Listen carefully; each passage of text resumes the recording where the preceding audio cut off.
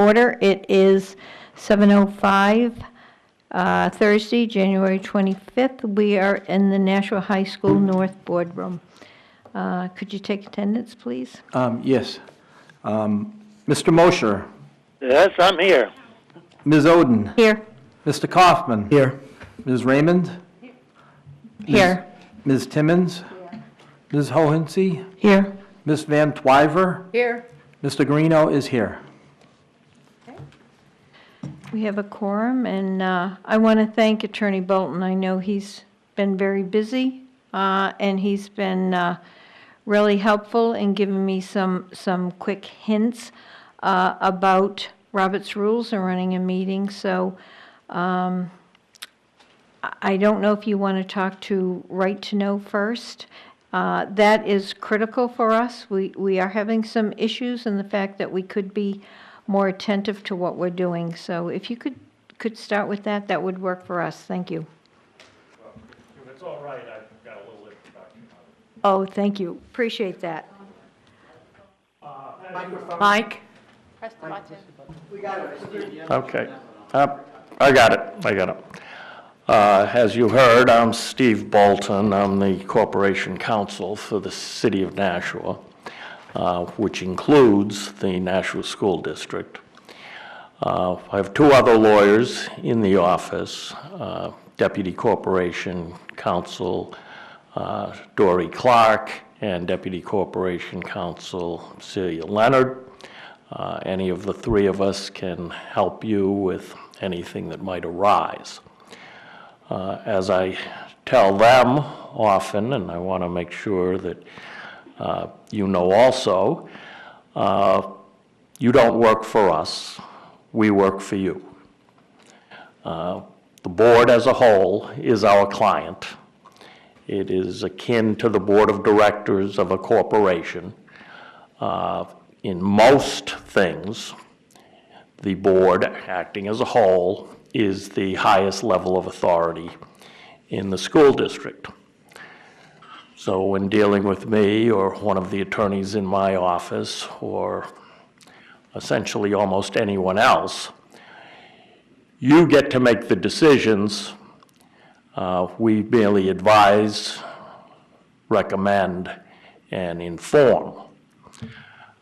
So naturally, that leads to the question, well, why should you take my advice, or why should you accept the information I provide you? And in that vein, I think it probably is appropriate to guide your judgment in that regard by telling you a little bit about my background. Grew up in Manchester. I've lived in New Hampshire essentially all my life. Graduated from Manchester West High School, went to Dartmouth College and to Western New England College School of Law. At the law school, I was on the yearbook staff. My second year, was an editor my third year, and graduated with honors. Practiced law in Manchester, and in the 80s was hired by the City of Nashua, first as Deputy City Attorney, Deputy Corporation Counsel, and then as Corporation Counsel. I left there, joined a local law firm in Nashua, stayed there for about 5 years, and then practiced for many years on my own. During that period of time, I involved myself, as you all have, in the public service of our city. I served with your president, Mrs. Oden, in the 90s for 5 years on this board. So I have, at least figuratively, sat in the same seats as you are now. I believe I have some understanding of the difficulties that your tasks entail, and I certainly try to keep that in my consideration. Following those years on the Board of Education, I spent 12 years as an alderman at large, and during those 12 years I was also the chair of the Joint Special School Building Committee. The facility we're sitting in is one of those constructed during that time period. A couple of years ago, when Mayor Donchis, who I had served with in my previous tenure with the city, he was elected mayor after some years of absence, asked me if I'd like to team up again, and I was pleased to do so. He then appointed me, and I was confirmed by the Board of Aldermen to be Corporation Counsel once again. So I found the last 2 years very enjoyable, and I hope I'll have a good relationship with all of you as we proceed. As I said before, our office can be helpful to you as an entire board and will respond to your questions and initiatives as individuals. So don't hesitate to call. You can talk to me or either of the two deputies there, both able lawyers and can provide insight on a lot of matters that may come as a concern. You are a public body in the state of New Hampshire and are subject to all of the provisions of RSA 91A. 91A is what is known often as the right to know law. Sometimes it's also referred to as the open meeting law. Some of the essentials are that you have to discuss matters over which you have jurisdiction and authority in open public meetings, subject only to a few exceptions. If a quorum of you gather or participate in communicating in any way, that has to be noticed 24 hours in advance in 2 public places, one of which can be the organization's website.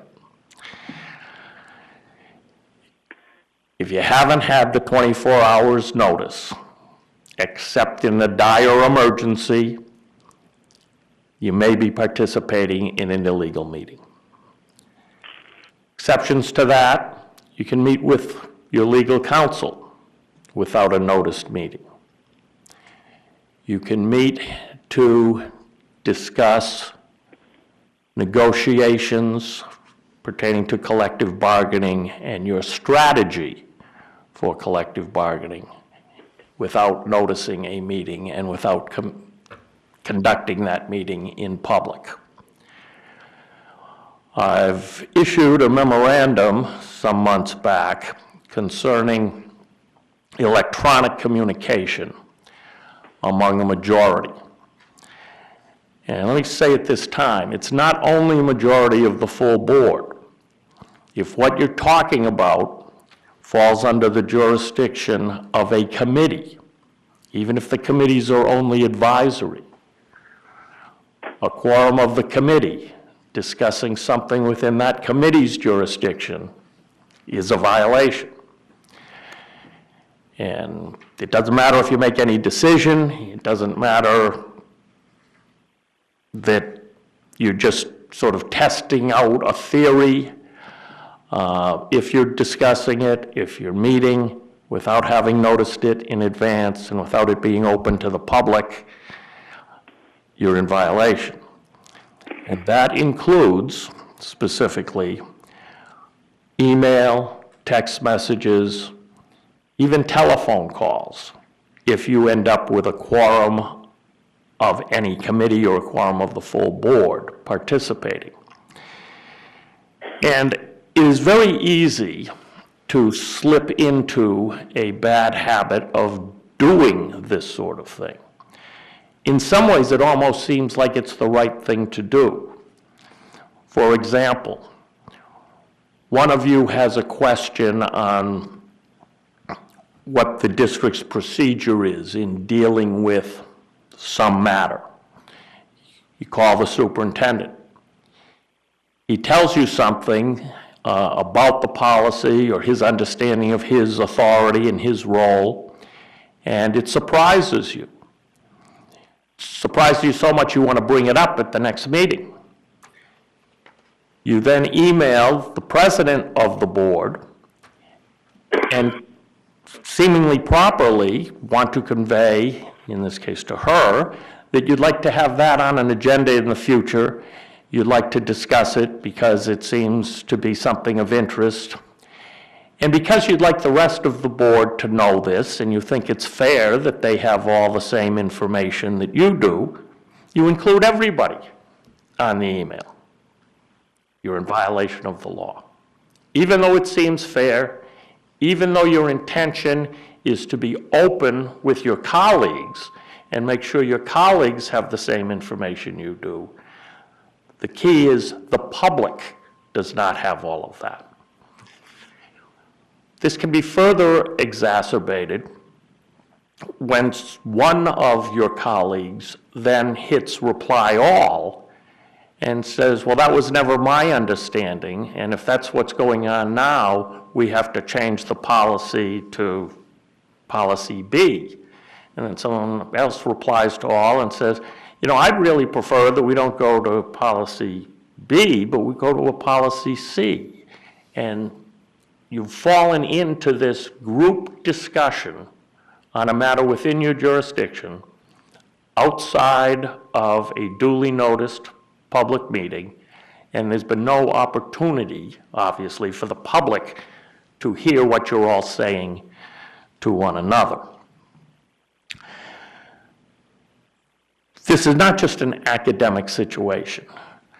About a year and a half ago, the town of Sandwich was embroiled in a controversy concerning the granting or not granting of a building permit to some property owner. The court found that there had been discussion among members of the Board of Selectmen over what to do about the situation, and that discussion occurred and had occurred over time and in several instances in non-noticed meetings, probably in meetings that these members of the selectmen didn't even realize counted as meetings. But as I say, if you've got communication going on among a quorum of any board or committee thereof, that is a meeting, and if it hasn't been properly noticed with the public able to observe, it's illegal. Town of Sandwich ended up paying $200,000 to the lawyers for the plaintiff who challenged in that case. $200,000 is a lot of money for the town of Sandwich, and it would be a lot of money for the city of Nashua and the Nashua School District. More importantly, it would be a lot of money for any of you who participated in something like that. RSA 91-A:8 Roman numeral 4 provides that if the court finds that an officer, employee, or other official of a public body or public agency has violated any provision of this chapter in bad faith, the court shall impose against such person a civil penalty of not less than $250 and not more than $2,000. Upon such finding, such person or persons may also be required to reimburse the public body or public agency for any attorney's fees or costs it paid pursuant to paragraph 1. Paragraph 1 is the provision that allowed or required the town of Sandwich to pay the attorney's fees to the other side. So it is possible for someone who is on a board, and it says in bad faith. Well, bad faith, if you've been warned, and unfortunately or fortunately you've now been warned that this kind of activity violates the law, and you go ahead and do it anyway, that's bad faith. So please be careful in your phone calls, in your discussions, in emailing. because you could fall into this trap. And we don't want to have to defend a case like this. We don't want to have any of you end up being fined. And it's just bad all around if these issues arise. So please be careful with that. I provided you, prior to this meeting, I think, or at least I sent over copies, a sort of a format, the recipe to go into non-public session. And that, I think, would be helpful for the president and the committee chairs to keep in mind. The document attempts to set forth all of the proper steps to go into non-public session, the reasons for which the board or any committee may go into non-public session, how to come out, how to seal the minutes if that's desired, and the majority or supermajority vote needed in each case. So I think it's fairly easy to follow, and if that is done, I think it could save us from problems along the way. In most cases, I think your administrative people are versed in these things and can help guide you. But the more you know, the less chance of running into difficulties. So please take a look at that. Any? Yes. Mr. Bolton, Attorney Bolton, did you not tell me at one point, we have in the past, not with this board, but in the previous board, gone into non-public for one reason, come out, and then gone back in for another reason.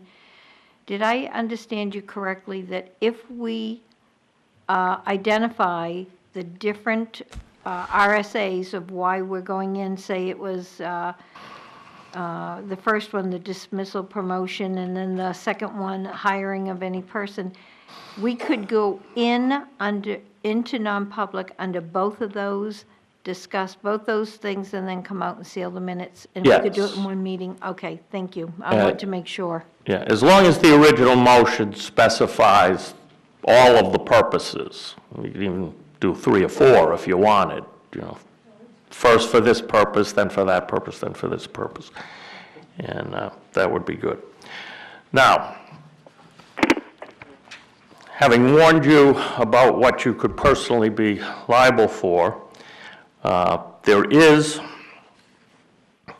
a safe harbor for you with regard to any one of you who may believe that during non-public session there's been a transgression.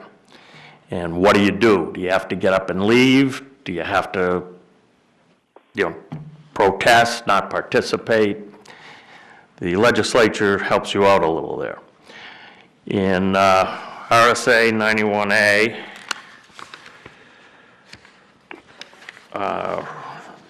Section 2, Roman numeral 2-A, the law provides that if a member of the public body believes that any discussion in a meeting of the body, including a non-public session, violates this chapter, the member may object to the discussion. If the public body continues the discussion despite the objection, the objecting member may request that his or her objection be recorded in the minutes and may then continue to participate in the discussion without being subject to the penalties of RSA 91-A8, Roman numeral 4 or 5. And 4 is the one I read to you previously. Upon such a request, the public body shall record the member's objection in the minutes of the meeting.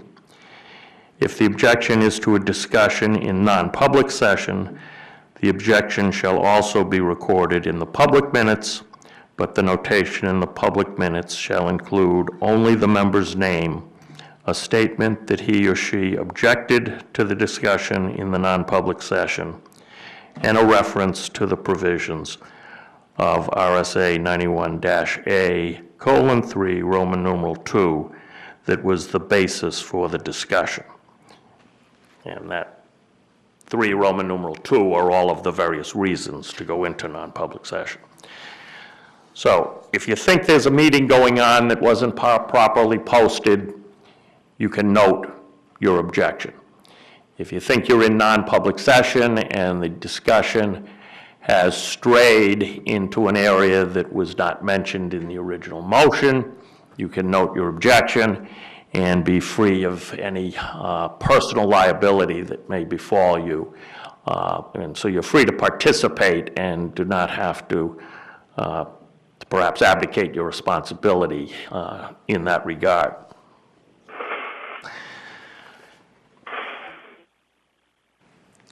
You have to worry in your position as members of a public body, as public officials, of other dangerous practices.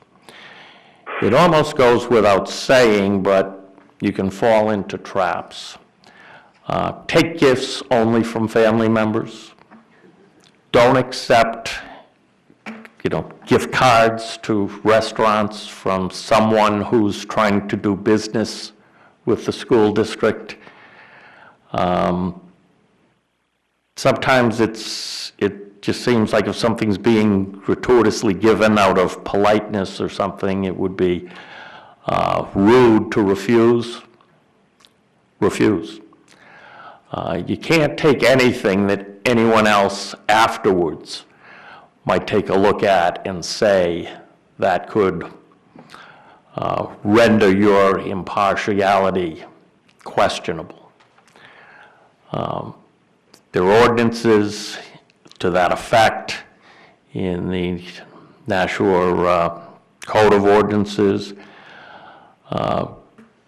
Nashua Revised Ordinances 5-93 to 103. Worth reading. But the most important thing is don't take anything from anyone who has an interest in any decision you might make, and don't use any information you glean to trade on and try and make money for yourself and your family in any amount. No amount is too small to have a brouhaha made over it. Mr. Kaufman? Thanks. I remember right before I got on the board, probably one of the first meetings I went to after I was a candidate. It was it was October that year, and there was a request by then superintendent to the board about he had been given a gift of an airplane ticket, a hotel room, and whatever to attend a conference, to attend a teachers union event out in wherever it was. And he was asking the board for spending money for food. I think it was just the meals that they didn't cover. They covered everything else on the trip. So in that instance, I understand it for the board, but if the union does that again with the current superintendent and they ask for that, how would we respond to that? To me, that seemed inappropriate, but I wasn't on the board, I wasn't there to vote, but I observed it, and it just didn't seem right to me. I'm sorry to interrupt you. Okay. I would want to know if a situation similar to that arose, all of the details. It sounds like that might be appropriate if it is truly a business-related educational opportunity. So it is a conference for school administrators and that sort of thing. It is not that, you're going to Bermuda and there's going to be a half-hour presentation and then the rest of the trip is, all fun and games. And so forth. If it is truly an educational opportunity, essentially it's a donation to the district, which will then pay for the education of a superintendent, an assistant superintendent, or some appropriate official. It might be preferable to have whatever outside force this is make the donation to the district and then have the board decide who the appropriate administrator is to take advantage of the opportunity. And again, it would have to be legitimate, related to duties, not just a thinly disguised vacation. So as in many things, the details are going to be all important.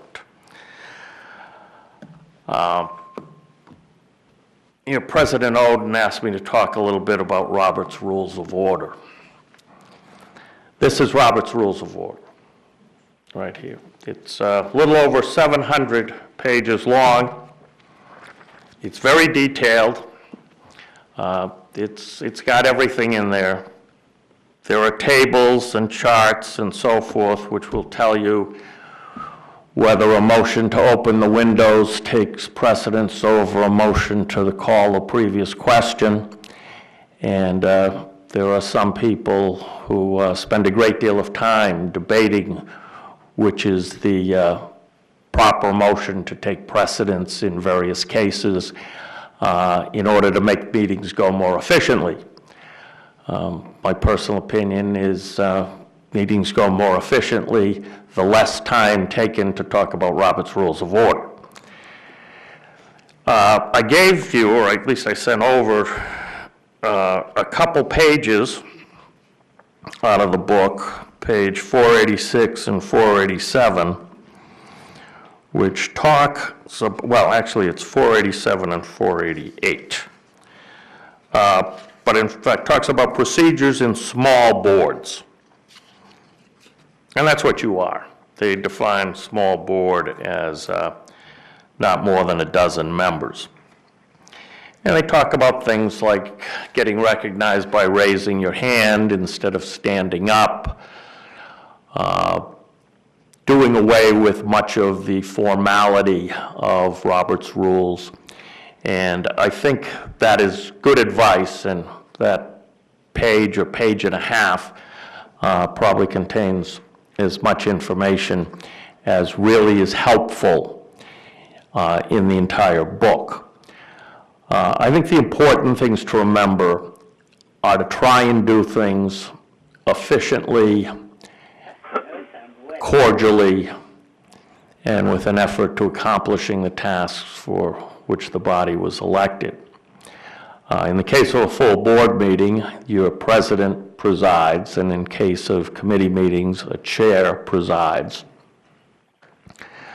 Your remarks probably should be addressed to the issues and not to individual members, except to ask a question. And it's appropriate to get permission from the presiding official as to whether a question is appropriate. So basically you get permission from the chair or president before asking another member a question. One person talks at a time, only after being recognized by the presiding officer. Again, as I said, you don't talk to or about one another. You talk to and about the issue. You listen attentively while others are speaking. You don't engage in side conversations or explanations with someone sitting next to you, and certainly not someone at a greater distance from you. If you do all of that, you're probably better off and more efficiently accomplish things. Amendments are appropriate. So you've got a proposition before you to adopt some procedure. So motion to adopt, procedure XYZ. And someone wishes to amend some of the language in the third line of that procedure. I move to amend the motion such that we adopt procedure XYZ with the exception of striking certain words in the third line and replacing them with the following words. Someone else may wish to further amend that. You can go to 2 levels of amendment in the same basket, let's say. So someone says, I move to further amend, and in addition to the change in the third line, I'd like to make the following change in the 6th line. You vote on the most recent first. Does that change in the 6th line? It either passes or doesn't. You're back to the change in the third line. That either passes or it doesn't. If either of the amendments has, even if the change in the 6th line passes, that is now part of the motion to change the third line. So if that fails, you're back to the original motion. Someone then may move again to change the 6th line without changing the third line. And then you can vote on that. And then you're back to the original motion. There may be further efforts to amend. At some point, you exhaust all of those, and you're back to the original motion. Now, Roberts is kind of fuzzy on this point, if you ask me, because Roberts will say that a vote to pass which doesn't succeed is the equivalent of passing a vote to indefinitely postpone or to reject. Well, it seems to me that in many of the things you do, and in many of the things the Board of Aldermen does, that doesn't result in a very satisfactory outcome. And so you've got a situation where what is before the board is the passing of the yearly budget. So the budget's been prepared, been a lot of amendments to what had been originally proposed, and all of those have been resolved, and you finally got a document that you're ready to vote on. There's discussion. Some people think it's too much. Some people think it's too little. And someone asks for a roll call. So you go around, and turns out that 5 people vote no and 4 people vote. You say, well, it didn't pass. Well, on to the next order of business, right? Well, that leaves you without a budget and without something in front of you that you're still going to need to deal with. And you're there, right? You don't want to go on to the next order of business. I found what works better is when you're talking about the final action on a proposition, that is to pass it or to indefinitely postpone it or reject it, which those last two are essentially the same thing. Indefinitely postpone, I guess sounds a little better, may sound more obscure, but the effect is the same. But anyway, my point is, if you've got a motion to pass the final budget and that fails, I think you should regard that as still in front of you. And then, what's the board's pleasure? Someone says, well, the reason I voted against it is because I think we're spending too much on A and B. So I'm going to move to cut line such and such, which deals with section A, and other line that deals with other spending. Reduce those by 10%. That amendment passes. Now motion to pass the budget as amended. Maybe it passes, maybe it fails, but you continue to work on it. If you follow what I see in Roberts to the unnecessary conclusion that when you fail to pass the budget, your work on the budget is done, you've gotten yourself to a dead-end street and you've not completed your obligations. You may have that same situation in other issues as well.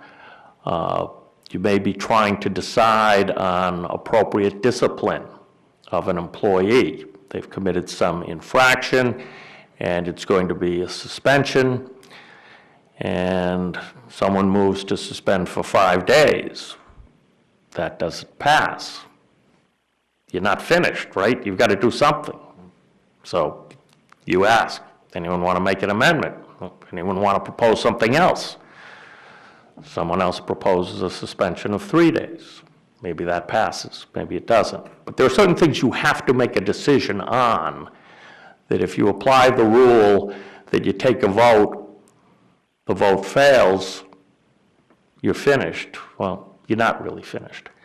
I think earlier this evening, there was a vote on a motion to table some proposition in committee. That failed. And there was, I guess there was some issue of, so where are we now? Is it still on the agenda for the next meeting, or it isn't? Well, if it still is, you effectively tabled it, right? So what did the vote on the motion to table accomplish when it failed? So I would suggest you adopt that policy that a final decision has to be made before you've dealt with a matter, either to reject or to adopt. Yes? Attorney Bolton, before you said that a motion fails and something else, another terminology or another motion was typically a failure. What was the other motion that you made? Because there's two different, one to table, and I don't know if that was the one you were referring to then. Because I think that we really get hung up on what we're doing with, to table something and this other motion that you talked about. The wording to indefinitely postpone sounds like you're postponing it and you're going to consider it at some undefined time in the future. Even though it sounds like that, it's not that. It effectively ends discussion during that session, that period of time, which in your case, you tend to have one-year sessions, and then you elect a new president and reconfigure your committees and so forth. So the basic rule is, once having disposed of something, you can't bring it up again during the same session. Indefinitely postponing something, despite what the words might lead you to believe, means you've disposed of it completely, it's finished, it has essentially been killed. It has the same effect as a motion to reject. And now, if you do want to consider something later on, you can table it, which means that a motion to take that matter from the table can be raised any time that there is no other business pending. So if you've reached a point on the agenda where you're considering some proposition, well, you consider that proposition, but when you get beyond that and there's nothing before you to be voted on, no motion under discussion, someone can make a motion to take Proposition 23 from the table. If you know when you want to resume discussion on a matter, you can postpone it to a time certain. So you say, I move that we postpone this matter and place it on the agenda for our next meeting. So that would be a motion to postpone to a time certain. And interestingly enough, that kind of motion is debatable only as to what the proper time for the further consideration is, but is not debatable as to whether it ought or ought not to be postponed. Similarly, the motion to table is generally not debatable. You just take the vote, it either passes or fails, and off you go. did you have something else, Ms. Van Twyver? I did, if I can, with the last president of this board, I had a big discussion about the term session. I belong to a public speaking organization, and our interpretation of a session is from the time that you call a meeting to order until the time that you adjourn. Like, we would have a weekend conference. Friday, we would would call a meeting to order. When we adjourned for that night, we would say we're in recess, and then at the third day, it was now our session has completed. And you just talked about a session being the calendar year, when time that we elect a president, and so if you can clarify that for me. I mean, I don't want to. I like my version because that means that if you bring something this day, then after you adjourn and you reconvene, you have another meeting, then you can bring up the topic again. But I think most presidents would like your version. So I don't know who's right and who's wrong here. Yeah, well, it's the type of organization that one deals with. And as I said before, Roberts is, you choose it doesn't choose you. So you can define your sessions how you would like, and the other organization that you belong to can. But it's not unusual for organizations seemingly like the one you belong to, which have these annual or quarterly or semi-annual or whatever it may be, conferences. You refer to each conference as a session, and you open the session and you have meeting for a while, and then you take a recess, and you recess until the next morning or whatever it is, and you have your morning in session. You may recess, and then you'll have your afternoon. But at the end of the weekend or week-long or whatever it is, you adjourn, and that session is over. So it might be the 140th annual session of the XYZ organization. Typically in governmental bodies, in the U.S. Congress, for example, the session is one term, 2 years. And the Senate does the same thing, even though the members have 6-year terms, because they rotate and new members are elected, or at least people are standing for re-election every 2 years. For them, a session is only 2 years as well. The New Hampshire House of Representatives and Senate are similar with 2 years, and the Board of Aldermen in Nashua is similar in that respect. My recollection that the Board of Education reorganizes itself each year with elections for president and appointments to committees and chairs and so forth. So I would think that would be fair to refer to that as a session, and then each individual assemblage a meeting. And while being hyper-technical, I suppose you could call what is going on recesses rather than adjournments. That I don't think there's anything much gained by making distinctions in that regard.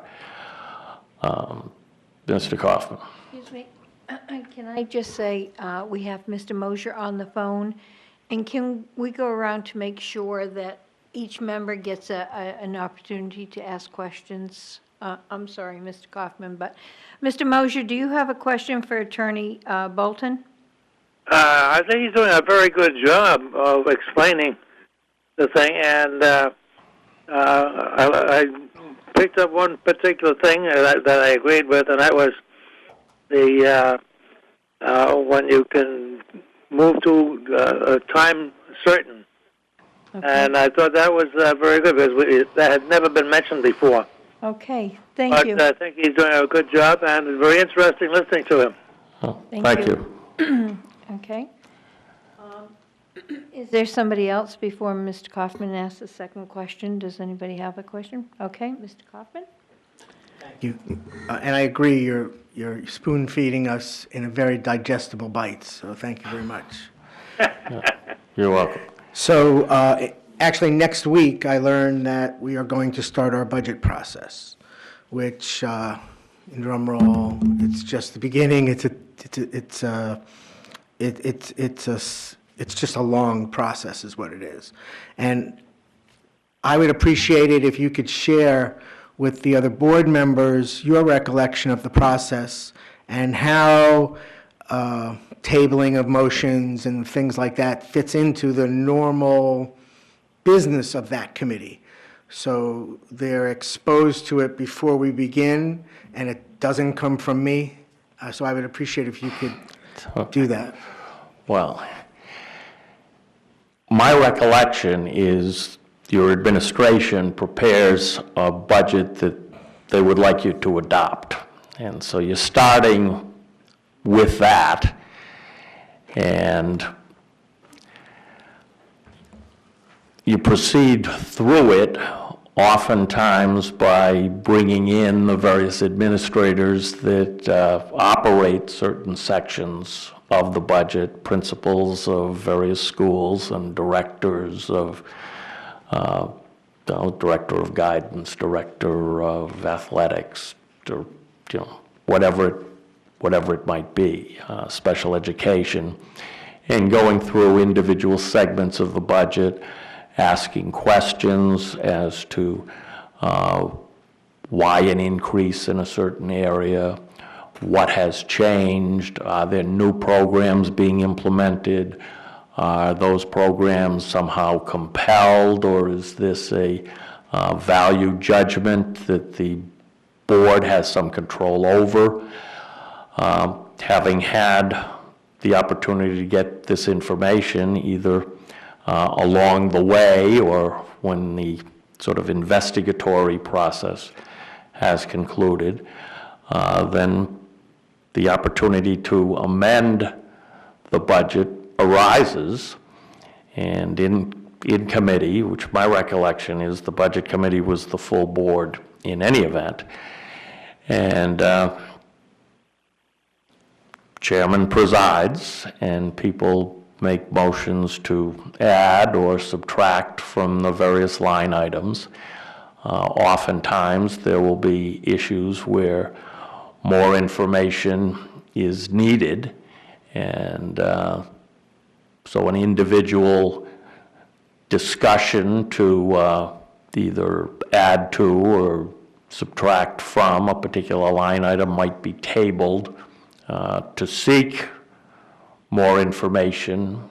You might have the business administrator prepare some report on gasoline usage or that, and when all questions have been resolved, hopefully you pass a budget. As just, forgive me, Mr. Guarino, as a follow-up, just how the mechanics in terms of, there's a lot of tabling that gets done, and I would just, instead of me trying to explain it, in other words, the process of receiving the budget, working on the budget, and putting it on the table as a temporary measure until we come back and resume work on it is very procedural. Maybe for my benefit, if you could just perhaps remind me of the proper sequencing, or I'll just go back and look at some old budget meetings, but. Well, I mean, if items have been placed on the table, they remain there. The agenda, it's convenient if it lists the matters which had been placed on the table. Now, they don't come back before the board for discussion unless someone makes a motion to take something from the table. I suppose you could go through the process of tabling the entire budget every time before you conclude a meeting, and then removing it from the table when you start your next budget meeting. You're not compelled to do that, but if you want to be formal, that would be That's what we had been a way doing to the do last that. 2 years that I've been on the board, is that they would put it there and pick it up again. There's nothing wrong with doing it that way. Thank you. As long as what you do is efficient for all of you, as I said somewhat jokingly, the more time you spend discussing procedure and Robert's rules, the more it detracts from the more productive time on the budget itself. My question is, on some of these committee meetings we have an agenda, and then we have the orders of the day, and we usually take up the agenda in that order.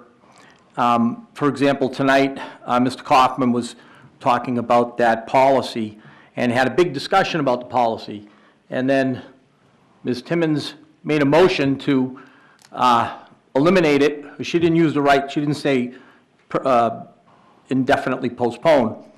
But he felt that it wasn't on the table yet. So then they had a motion to put it on the table. But they had this huge discussion as if it was already on the table. So when we're chairman of these committees, and sometimes we get very informal, So we still follow these. When we take up the orders of the day, when we start having these discussions, should we be clear about whether it's not a motion to accept it, but we're having this huge discussion over these things. So it's kind of like out of order, the way we do things. In bodies following a formal process, you don't discuss anything until there's a motion on the floor. So you might get a presentation, all right, and someone presents something to you and they're talking about how they want to institute this new program and so forth, and you're going to consider whether to adopt this new reading program, for example. And so you watch the presentation, you may ask questions about the presentation, and then after the presentation's over, the presiding officer may say, well, now that we've seen the presentation, does anyone have a motion? And sometimes someone will say, well, for the purposes of discussion, I'll move that we adopt the new reading program as presented. And the reason someone would say, well, for purpose of discussion, is that when you're going by formal rules, you don't discuss anything before there's a motion. So now you have a motion to adopt the new reading program as presented, and then you start one at a time engaging in discussion. And someone says, well, I'm opposed to it. I didn't like the part about how they're going to de-emphasize phonetics. And I think that's a bad educational technique, and so there's further discussion, and someone then says, well, I move to reject it, or I move to indefinitely postpone. When there's a motion for passage, you can move to indefinitely postpone. They talk about that as taking precedence. You can move to amend, you can move to table, you can move to postpone to a time certain. Those are really all you need. There are a lot of other motions to do a lot of other things, and but you don't. I guess my question is, maybe the board in our committee meetings, that when we take, my question is about the orders of the day. So in these committee meetings, we take up a subject and we have an agenda. And then the committee chairman says, okay, we have an agenda, we have this, here, and then the discussion starts. Okay? So we're okay having a discussion on these without any motion, just orders of the day.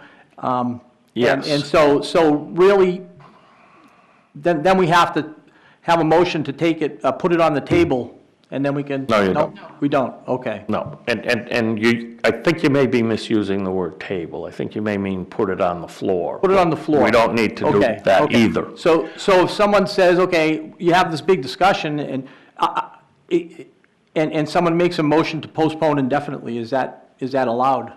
Without, yes, so she could have said, if she, which is what she wanted to do. Yeah. Right, okay. If you're discussing something, it's the next item on the agenda. Yeah, okay. Or, well, it comes up on the agenda. Anyone have anything to say about this proposal? It's next on the agenda. Yeah. And general discussion ensues. At any time, it's appropriate for someone to make a motion, to pass it, to table it, Okay, to indefinitely postpone it. Tabling it would not be debatable. So you just vote. If you want to table it, table it. If you don't want to table it, don't. Right? It doesn't open the door to discuss the pros and cons of the underlying program itself in the example. So you could more swiftly dispose of this idea by voting on it than by discussing it further, and discussing it further defeats the purpose of tabling it. So you vote on tabling it. Now, if you have a motion to pass it or indefinitely postpone it, well, that is what they call the main question. That is the issue in front of you. So if someone makes a motion to indefinitely postpone, okay, is it seconded? Yes, we have a second. Any further discussion on this? And so the more discussion can ensue. At this point, somewhat more concrete. We're talking about indefinitely postponing it or not. Eventually, discussion concludes, and there's a vote taken. If the vote passes, the matter is indefinitely postponed. If the vote fails, it's my view that it's now still back in the hands of that committee to discuss and further resolve. Someone want to amend it to make the proposal better? Does someone want to pass it as is? Is more information needed, and therefore it would be appropriate to table it until someone wishes to remove it from the table, and then once again it's called on the floor or before the body. So those would be appropriate at that time.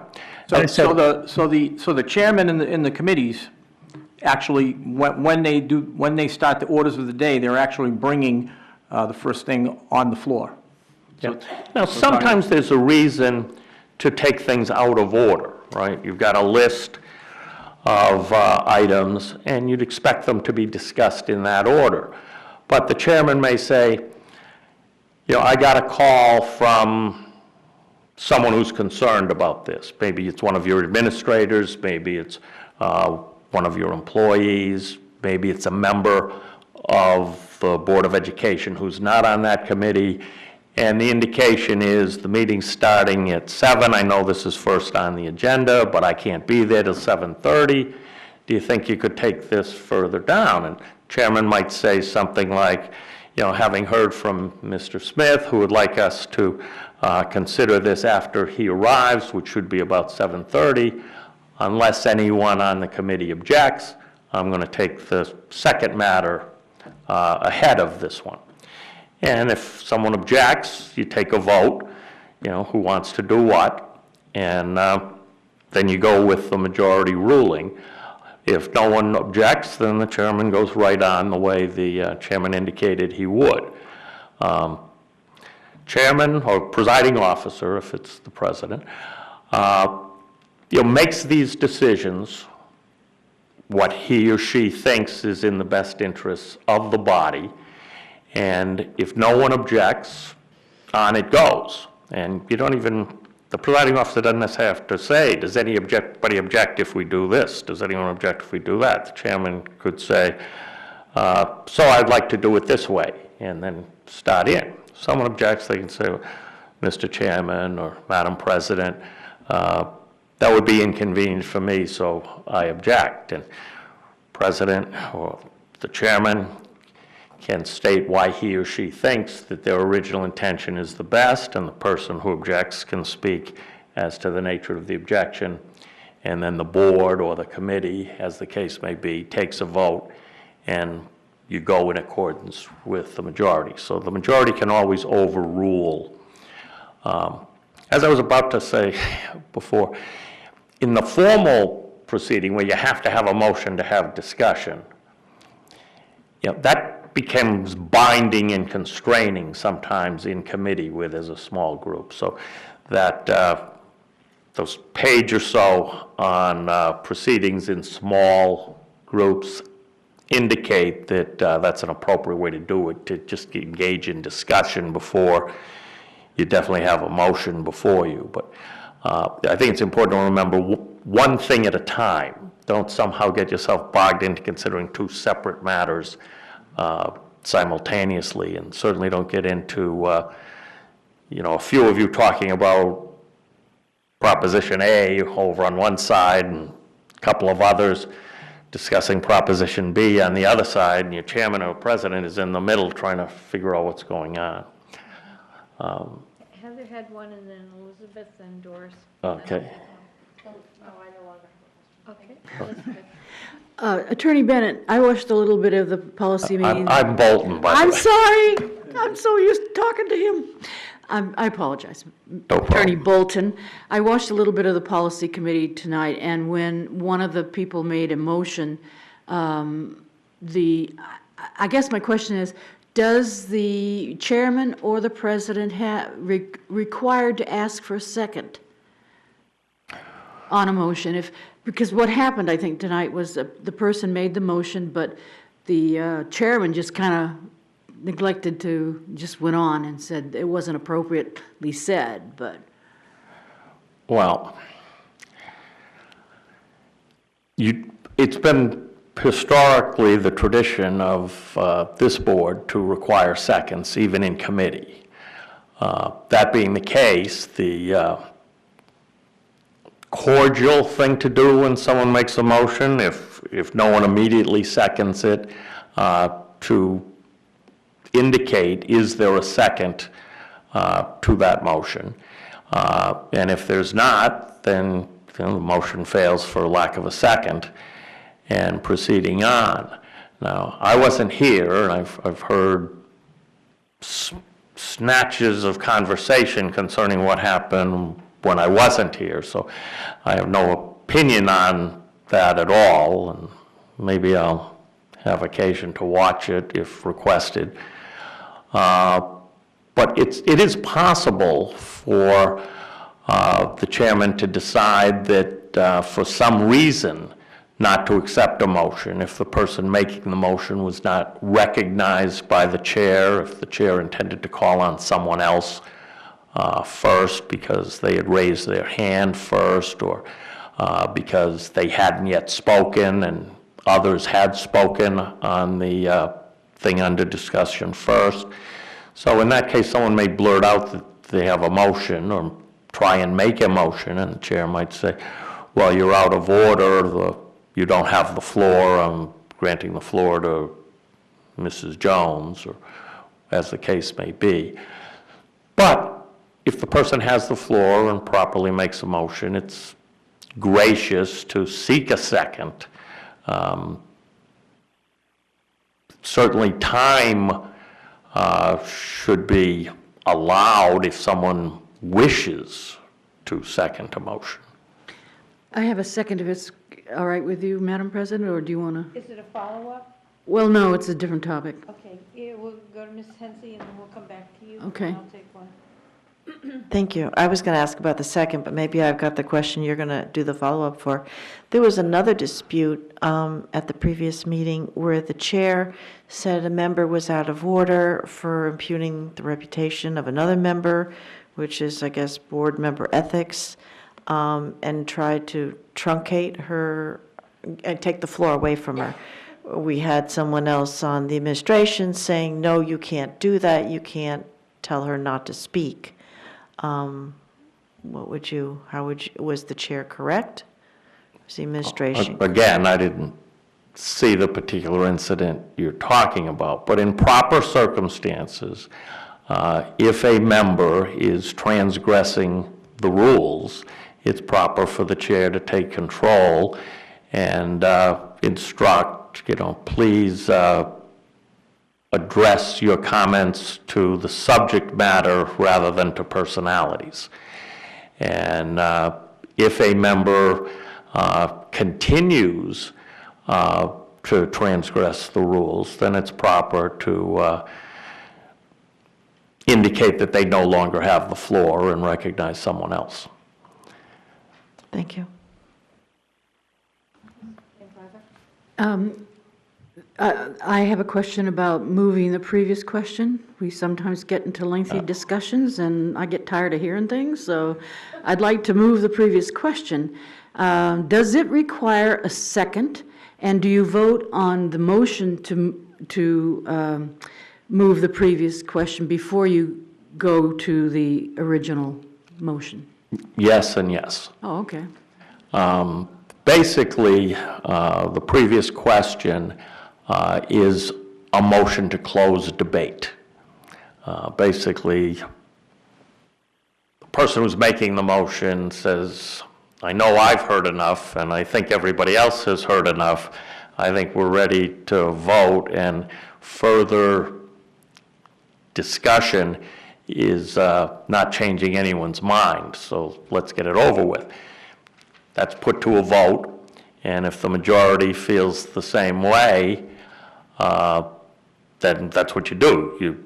You vote. If the previous question passes, then you vote on the main motion, or whatever motion is then before, even if it's a subsidiary motion, like to amend or something. If the majority is not of the same opinion, obviously they vote no and debate continues. Before I ask my other question, can I follow up on that? Does every member have a chance to make commentary before the motion?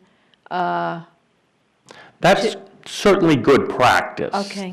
And it is not unheard of, and oftentimes it's expected that when such a motion is made, the chair inquires, is there anyone who hasn't spoken who would like to speak? And then it's good form for the maker of the motion for the previous question to say, well, then I'll withdraw the motion if someone who hasn't yet spoken wishes to speak. But it's oftentimes made when it appears that there's no one who hasn't yet spoken who wishes to speak. And sometimes the situation has someone who's in favor speaks, someone who's opposed speaks, and those same two people are going back and forth. And the other members think it'd be more productive to take the vote and get on with it. Okay, thank you. And I had addressed it with you. What several members have said to me, they feel that meetings are going on far too long, too much discussion, it's too lengthy, often the same things repeated over again. So can you tell us some ways to try to, I don't know what Ms. Van Fiver said, but it's the issue, can we limit people when they make a motion, you speak for 5 minutes, and then if you come back, you speak for 3 minutes? You know, you want to respect people's right to speak, but we're having a hard time with, I guess maybe we should move the motion more often, but, I do want to make sure that people have time to speak to an issue. So can you speak to that?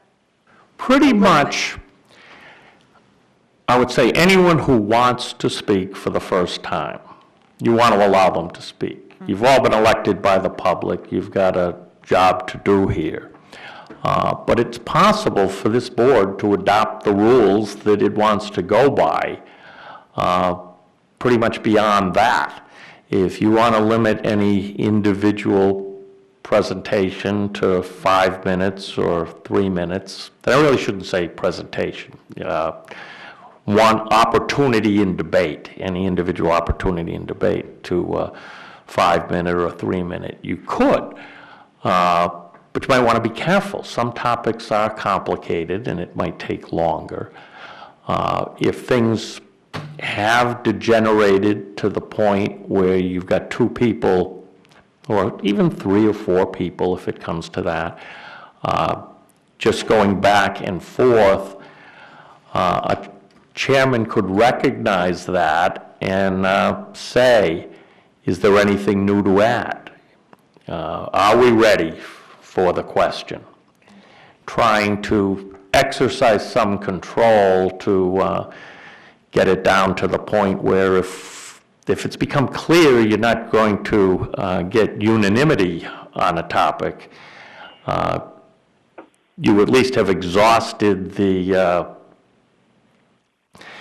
you've exhausted any chance of unanimity, and you're now ready to vote. And whoever's presiding can recognize those occasions and try and indicate subtly or not so subtly that maybe it's time, only if you've not got only if you're not going to repeat yourself, only if you've got something new.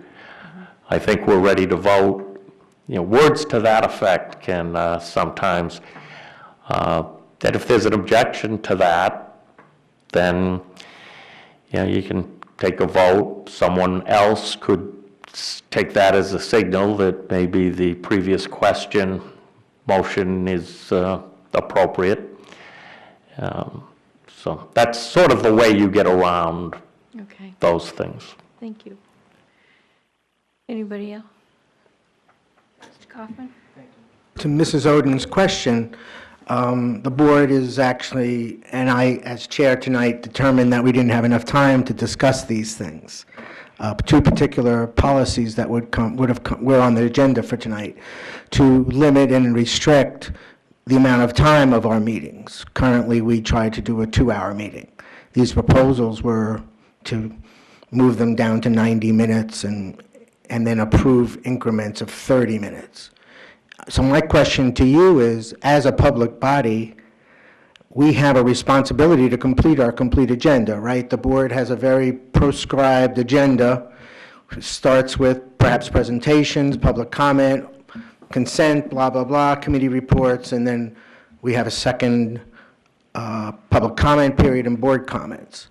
So if this, what I believe is an inappropriate attempt to restrict the length of a meeting, I mean, it takes as long as it takes. We have the public business, and we have that agenda.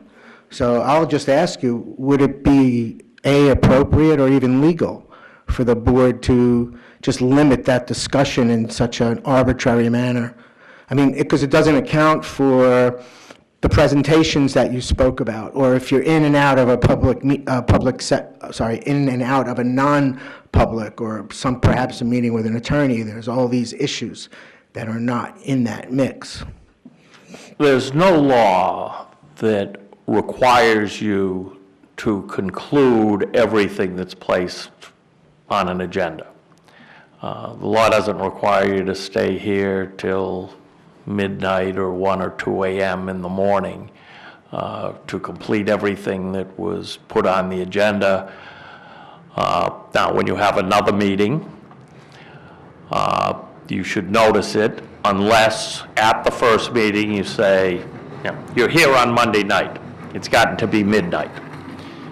As it happened, your schedule didn't have anything to interfere with you having a meeting on Tuesday. If you announce before you conclude that first meeting that you're going to resume the following evening at 6 p.m. or whatever time, that's fine. You should post a notice of that as soon as reasonably possible, but the next morning would be fine.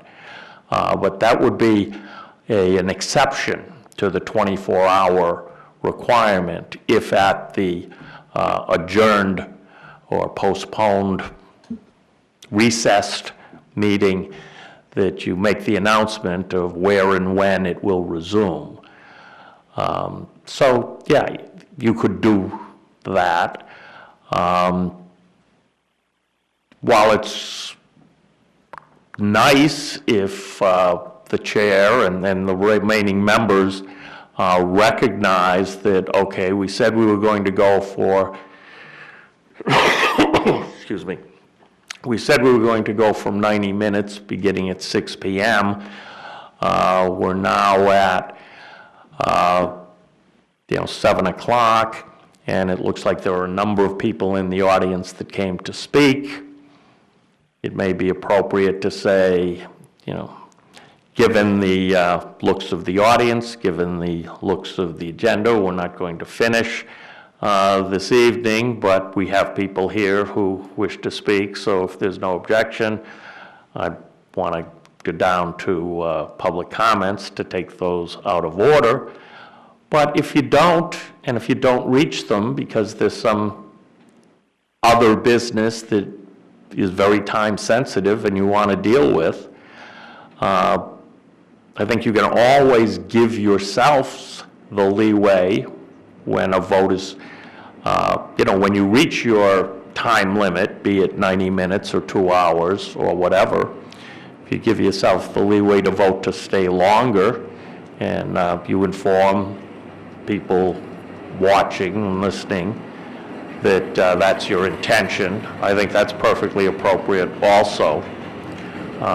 As I say, there's no law that makes these rules for you. Whatever rules of procedure you adopt for yourself is fine, keeping in mind that you really can't exclude any one of you from exercising the office to which you were elected. So,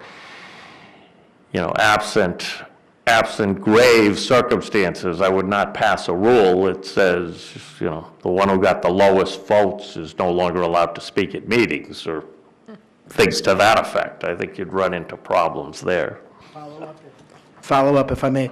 So to that point, because we do have a member comment at the end of the night.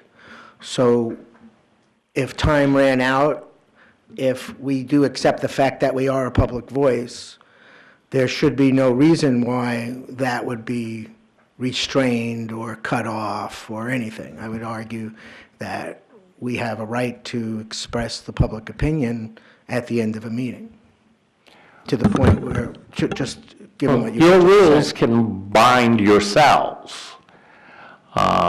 So, if you adopt a rule, it's hard and fast that you're going to end, at a given time. If that's your rule, that can be enforced on yourself. Now, if at any particular meeting, someone wishes to make a motion to extend for further periods and stay till everyone has spoken as long as they wanted, a majority could alter anything at any time. Could I step in a minute? Yes, and then we'll have Ms. Timmons and Mr. Guarino.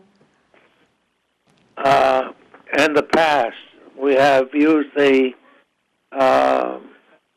consensus to say, in view of the late hour or the number of people in the public, we vote to suspend the rules and take them out of order and move to the public comments or something similar. Would that be proper?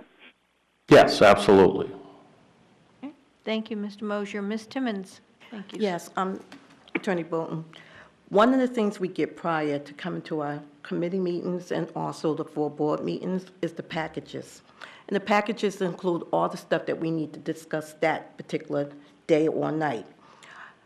Our problem is that some people don't read that package, and so therefore they go over the material that's already there, and that include extending our time longer than it should be extended. So that was one of the reasons why I thought we should have time limits, because you should have read that package prior to coming, and you didn't need to ask questions like, what does the acronym stand for, when you had it in advance. So that's one reason why we wanted the time limits. And some people just like to go on and not saying anything. And so that's, in our public, don't need to hear that rambling on and on. We just need to know what we're doing, get down to business, do what we're here to do, and not ramble on and on about unnecessary things that you should have read prior to coming to that particular meeting. So I suggested to our president that maybe we should have some type of time limit, 1-2 minutes, and that's it. And not go back to something we already discussed and move forward. Thank you. Yeah, the Roberts rules that I've read do recommend a 10-minute time limit for people to speak, and I understand that Mr. Kaufman wants to do the best he can to represent his constituency. It's understandable. However, we're at meetings, and I know that a lot of our staff are up early in the morning. I know that Dr. Mosley is up at 4 or 5 o'clock in the morning because he has to look at the weather and he has to make a decision about school. And then he's at a meeting at 7 o'clock, so you're talking beyond 12 hours this man is up. So we have to respect, the staff, and they put in long hours.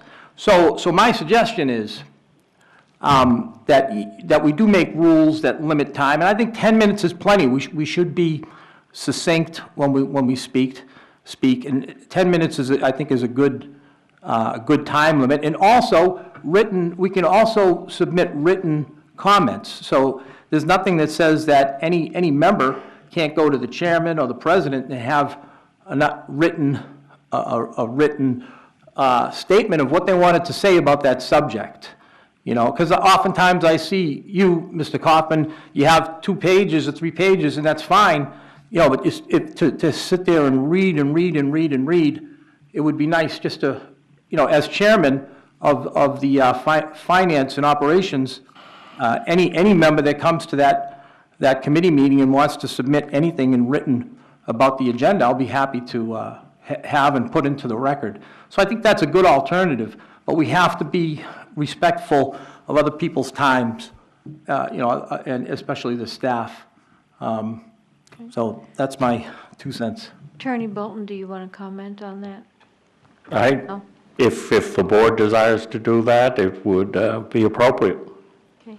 I have a question. How do you remedy a situation when a board member breaks confidentiality of information that has been shared in a non-public session? It's a violation of their oath.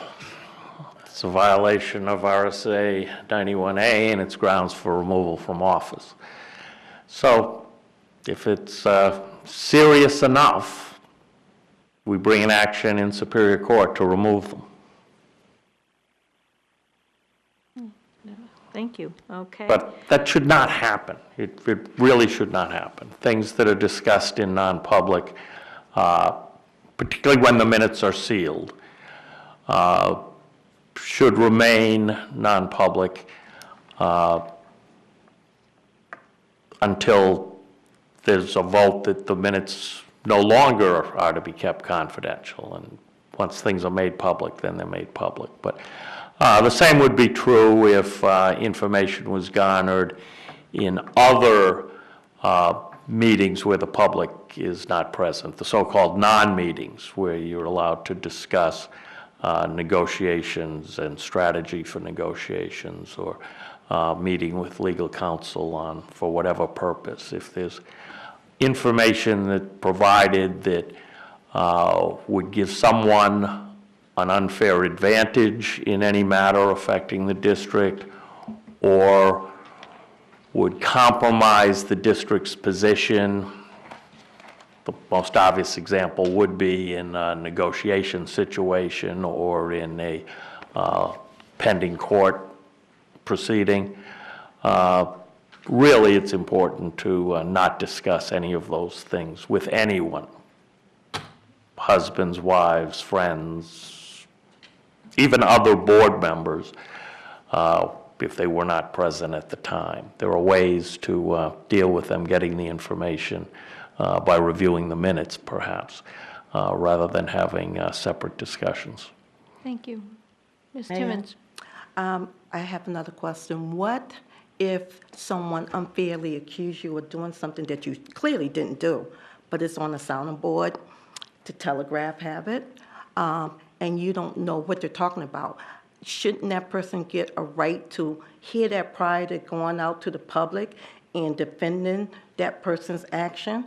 Well, when you're a public official, sort of it's part of the territory, unfortunately, to have people criticize you. Well, I don't have And, a problem with the criticizing if it's true. I have a problem with the criticizing if it's false. Right. And that's Sometimes even well, it depends what it is, right? But it's hard to bring and successfully prosecute a defamation action if you're a public official. So unless you can prove that someone either knew or had reckless disregard for whether what they were publishing was true or untrue, and that's a hard standard to meet. But that is the standard a public official would have to meet in that situation. The damages you would recover would be small. The money you would spend to make that claim would be great. So. Ms. Raymond? Thank you. I do have a question because we are both individuals and public officials. Do we have a policy or a guideline about our use of things like social media, like Twitter and Facebook and all of those things? Like, is there any guidelines? I know when I worked for the state, there were very specific and clear guidelines about things you could comment on and things you couldn't comment on, and keeping your personal, basically the state's feeling is that you're always a professional, so keep your mouth shut. But do we have any guidelines like that for this particular forum? Well, only the same things we've been talking about, right? So, whether it's on Facebook or anywhere else, you can't disclose what you learned in non-public session, right? Other than that, you're free to use the media and conventional media or electronic media as you wish. I mean, it's long been a function of people on municipal boards and commissions, committees, and what have you, to explain themselves in the local newspaper by letters to the editor or op-ed pieces or something. And Facebook can serve the same purpose. So you have by being on the Board of Education, you don't sacrifice your First Amendment right to free speech, but there are certain things you have to keep confidential that you learn here and not divulge them. Mr. Guarino? Yeah, I'm reading from Nashua Board of Education Policy, BCA. It says, number 11, display and demonstrate courtesy and decorum toward fellow board members at all public meetings and in all public statements. So we can't trash our fellow members of the Board of Education. We can't make false accusations about them. And I think that's very important that we do that at all times. I think these rules are sort of aspirational, and they should be obeyed, and it would make for greater collegiality, and it would probably be better for all concerned if they were followed. I think as a practical matter, there is little in the way of sanctions that can be imposed if they're not. But they should be. There's a lot of do as I say, not necessarily as I do, but courtesy at all times is appropriate. Mr. Kaufman, and then I'm going to take a turn.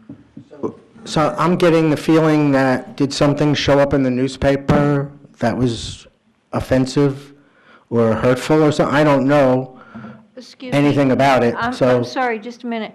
Could we direct our questions to Attorney Bolton? Well, the last couple of minutes, Mrs. Oden, have been talking about some injury to one of our members, and obviously there's some undercurrent here that I think would be helpful to get addressed. If you determine that that's inappropriate, fine. I'm here, I'd like to resolve if there's a problem. Well, So I'm just saying that. I don't want to take up Attorney Bolton's time for something that is just for the board. I asked him to come so we could do right to know, and Robert's Rules have that workshop. So I'll leave it up to Attorney Bolton if you would like to address this issue. Well, I have nothing to say on the specific issue because I don't really know anything about it.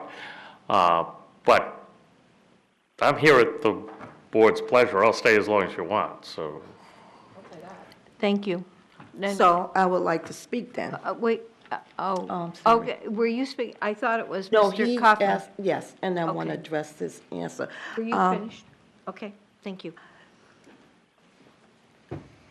Mr. Kaufman, we are on one board, and we're trying to do the best that we can do collectively.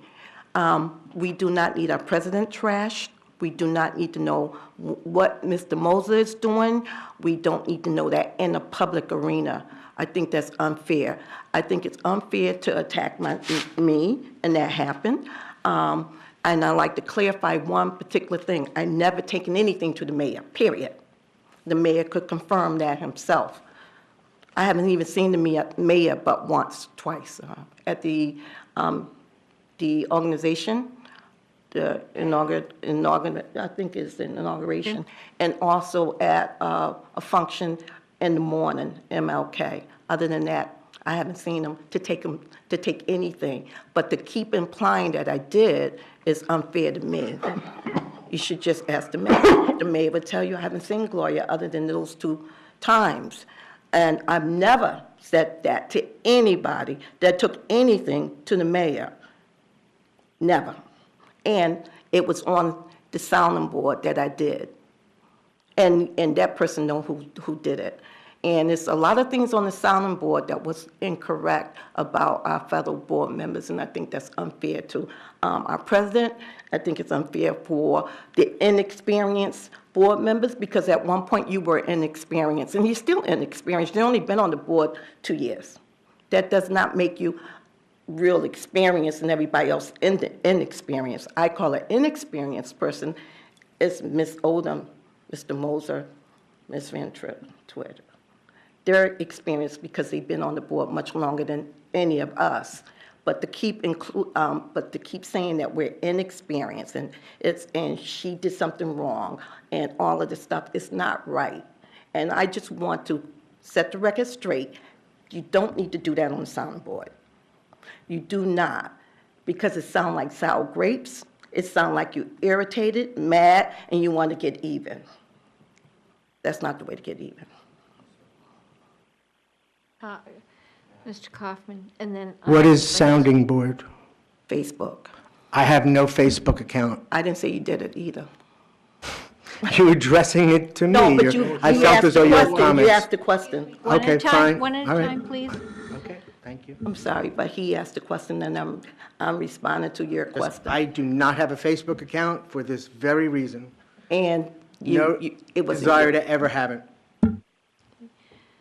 Thank you. Can I ask a question? I know as board members, sometimes we're covered under an umbrella for what happens on the board, but there are individuals that might say something or do something.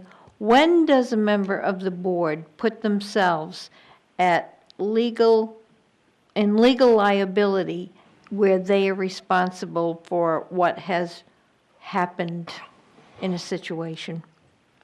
The usual standard is bad faith. And bad faith is most easily defined as the absence of good faith. So if you know you're transgressing the rules or the law, you're acting in bad faith. If something happens without intent to do something wrong, now that's not to say, if you disagree with the law and you say what I'm doing isn't wrong, well, if you know it's against the law, it is wrong, whether you believe it or not. But if you are doing something that you have a legitimate belief that is proper and in accordance with what you're allowed to do and following the law, even if somehow someone gets a right against the district or against the member personally, they'll be protected. If they act in bad faith, that is, with reckless disregard for what the law is, or knowing that what they are doing is transgressing the law, or it is done with no legitimate purpose other than to harm someone, those kinds of bad faith activities could make a member personally liable for the consequences of what they've done. Okay. Thank you. Anybody else? Ms. Timmons? One other point. When someone clearly tried to disregard or disrespect any board member, I no longer trust them. So it's very difficult for me to sit in a room with people I don't trust, and I can't talk to that person because the person is not reliable because of what I have read and not trustworthy. And if you want to gain my trust and respect, you got to stop doing those things or it won't happen. That's what I have to say. Anybody else? I just have a question as chair. Can I ask for a recess if something is, say the people, there's been a big crowd here and they're disbanding, can I ask for a recess, or does it have to come from a member? Or say a member is very upset and it's causing problems. As chair, can I ask for a recess? You can call a recess. Call a recess? Okay. Thank you. It's pretty much the same rule as I tried to articulate before. The chair basically makes decisions as she or he goes along, and anyone who objects to that can say they object, and it can be put to the vote of the members present, and the majority rules. But, when there's people are leaving, or after a pretty intense, long session, it may seem time for a break. Mm-hmm. Generally speaking, other people recognize that as well, and everyone's ready for 5 minutes to get a drink or use the facilities or whatever the case may be. And sometimes if you've had a large number of people present for a given topic, as they're leaving, it's hard to get any work done anyway with the noise and distraction and so forth. So it's perfectly appropriate to say, we'll take a 5-minute recess and be back in 5 minutes. I have one more. Sometimes we do get the public here speaking on certain issues. We had a situation last year where we had a lot of students here, a lot of teachers, and we had somebody who came to speak and spoke for 25 minutes while most people were holding their whatever they wanted to say to 5 minutes. When you have a gathering like that, is it acceptable to say we're going to ask, and we usually do ask speakers, some people honor it, some people don't, but can we ask speakers to please limit their commentary to 5 minutes, and if they have more to get at the bottom of the list, if they want to come back to speak again, is that something that's acceptable? Yes. Okay. You can adopt reasonable time, place, and manner restrictions, as to speech as long as they're content and viewpoint neutral. So you can't start listening to someone, decide you don't agree, and say, well, your time's up, go to the back of the line. But if in advance you recognize that it appears a large number of people are going to speak, in order to accommodate everyone, we're going to hold everyone to 5 minutes, and if all you have to say is you agreed with the previous speaker, maybe instead of repeating yourself, you could just say that, you know. So that it's appropriate to adopt these things, but you've got to be careful not to appear to be taking sides and accepting comment from one side and not from the other side. So while you could adopt these procedures at any point, if you don't say it at the beginning, it looks like the content may have influenced the decision-making, and that would be inappropriate. Okay, thank you. Mr. Kaufman, did you have your hand up? I'm sorry. Mr. Guarino? He answered my question. Okay, okay. Anybody else have any questions? Mr. Mosier? Yes. Do you have any more questions for Attorney Bolton? I've been listening very carefully, and he's done a wonderful job of explaining things. Mm-hmm. And I noticed that some of the things that were brought up by the board members have been very interesting as well. And I think that we should follow the advice.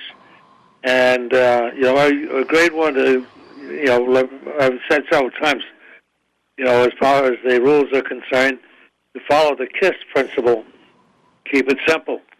And Robert's rules, if you obey the rules, you can keep it simple and keep the amount of time down and get a lot of work accomplished and not ruffle anybody's feathers when they take a turn to speak on something. So if we get the rules right and we study the Robert's rules like it was a religious tome, like a Bible, and get to know it well, we should be able to function very, very well as a board. Okay, thank you. If there's nobody else, I just want to thank you very much. I don't know about the other members, but I thought this was very helpful and long overdue. I would suggest anytime you have new members and new board, I would advise them to have you come and speak. I would like to say, if somebody sends you an email or has a question on Robert's Rules, would it be appropriate for you to send that to all of us so we all have the same information? Yeah, I can do that. Oh, thank you. I'm not a member of the body, so Okay. I can communicate with all of you at once. Okay. But don't start hitting reply all and then discussing among yourselves. But you wouldn't do that automatically. Send it, if I sent an email to you for a decision on something, you wouldn't automatically send that to the whole, I want to make that clear. No, only if I'm asked to. Only if you're asked to. Thank you. Yeah, but that does bring up something. I do have a question, though. Oh, Go ahead. well, while I'm thinking of it. Yeah, I don't. I'm the lawyer for the district, this body being the ultimate authority on virtually everything, but not everything. I'm the lawyer for the board. I'm not the lawyer for each of you individually. Having said that, if you talk to me about something, I'm happy to provide advice, and I'm even happy to keep it confidential unless it conflicts with my duty to the board as a whole.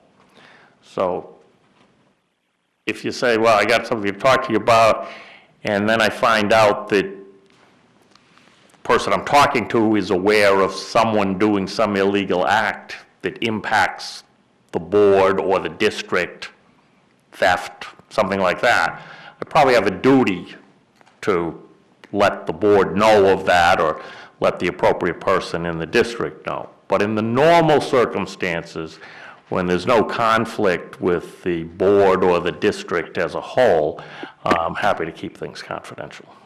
Thank you. Ms. Van Twyver? I'm going to tread on a little ice here, but our meetings are recorded, videographed, and I want to know who owns those. I know that the city provides ETV for us, and I'd like to know who owns those tapes. Is it the city or is it the Board of Education? And when you say owns, you mean who would have the right to reproduce them for some commercial purpose? Or to destroy them, or not to post them? Retention? Okay. Well, You can think about it and send it to all of yeah, us. well, the equipment is probably owned by the city.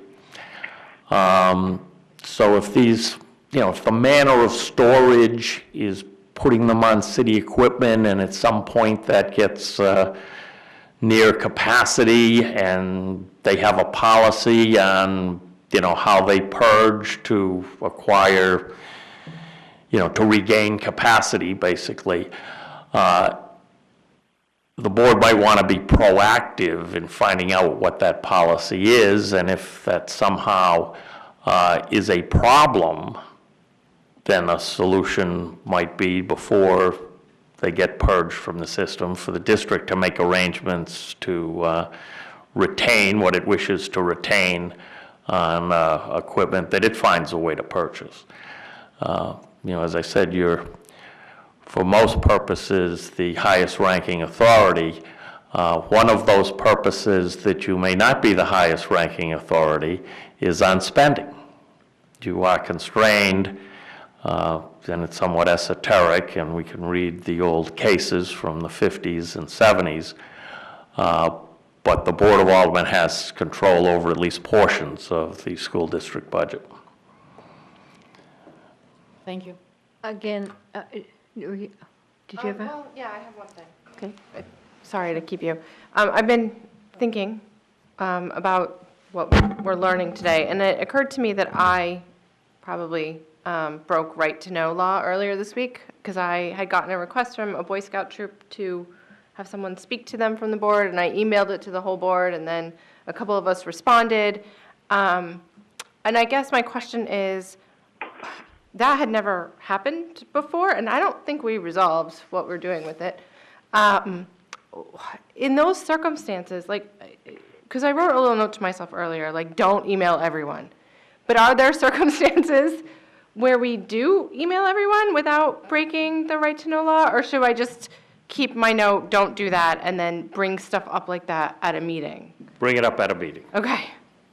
So, having said that, can we resolve that at some point? Because I don't want to leave the Boy Scouts waiting. You could certainly call the president, email the president, pass the request on to her, let her deal with it at an appropriate time, or, if you get asked to speak to the Boy Scouts, you can go speak to the Boy Scouts. You don't need permission, but.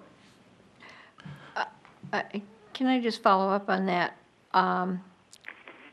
What concerned me, it came through Facebook, and I think having it been asked of a Board of Education member, I thought it should come to the Board of Education rather than go through Facebook. Am I wrong in that? Well, let me understand. Someone wanted an individual, a specific individual, or just anyone from the Board of Education? Well, I can answer that. So this is probably a generational shift. I have a Facebook account. I made another one when I was running for office, and that one is public. It just hangs out. I don't do anything with it.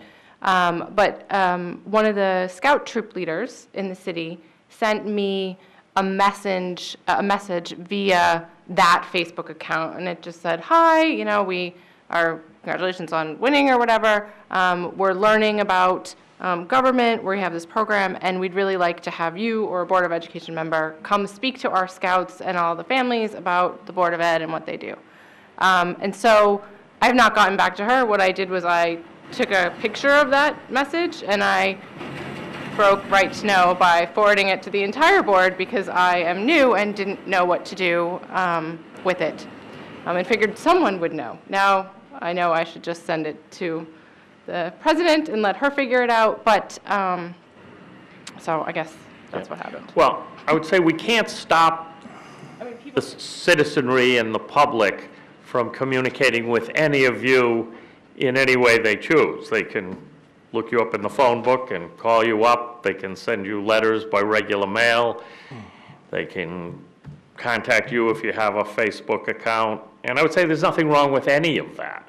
So we're not really in a position to say a citizen should or should not contact any one of you in any way he or she wishes. Now, if people want to be formal about things and get things addressed at a meeting by the group as a whole, they're probably likely to be more successful if, in fact, they do it through a more formalized process and request than if it's just to an individual's member's Facebook account. But plenty of initiatives have started with some citizen that has an issue for one reason or another, just calling a single board member, and then that board member brings it to the attention of the body, perhaps even brings it to the attention of the superintendent or other members of administration, and the issue gets worked on, and maybe there's a general policy change, or the appropriate, the individual situation gets addressed appropriately. I would just like to say, on this issue, that we do have a bunch of policies. And one of those policies, we have a public relations subcommittee. So I got involved in your email wrongly, and I wasn't trying to tell Howard that he couldn't go there because he was an Eagle Scout or is an Eagle Scout. But I just wanted to make sure that the board, you know, if we look at our policies, there is like a public relations thing, so we should kind of go by the policies, and as long as the president of the board is aware of these things, and the other board members are aware of these things, it's fine. And I got a phone call today from a gentleman who had a problem with school lunches, and I left a message with Dottie also that I got this phone call because he was going to call Dottie too. But I told him to go back. I cannot do an end run around the administration because that's in the policies. So I told him he's taken it on appeal, and I said, well, that's what you have to do. So I just wanted to say that we do have these policies, and it's good that the board knows what other people are doing. That's all. That's the only reason why I got involved, and I wasn't trying to dissuade anyone from, from speaking to the public. I just wanted to say that. Wow. Yep. Thank you. Thank Oh, you so you're much, welcome. Attorney Bolton. It was informative, it's appreciated, and it's nice to know that if we have a question, that you're either an email or phone call away. Thank you for everything that you've given us Don't forget, tonight. Attorney Clark and Attorney Leonard are available to you as well. So- Okay. Thank you. I'm sorry. And Dottie, one thing, I'm sorry. Howard and then Bill? I was asking if you would accept a motion to adjourn. Oh, just a minute. Can we have Mr. Mosier? Mr. Mosier? I'd like to mention also, since we learn a lot of things growing up, and I was also a scout. I remember very well, after so many years, the being helpful, courteous, kind, obedient, cheerful, thrifty, brave, clean, and reverent. So I know about that. But also, as far as other things are concerned, you have in your midst a notary and also a JP. So anybody wants to get married, they can help you out. Me too. Once is enough for me. Okay. Thank you. Mr. Kaufman? All I'm right, sorry.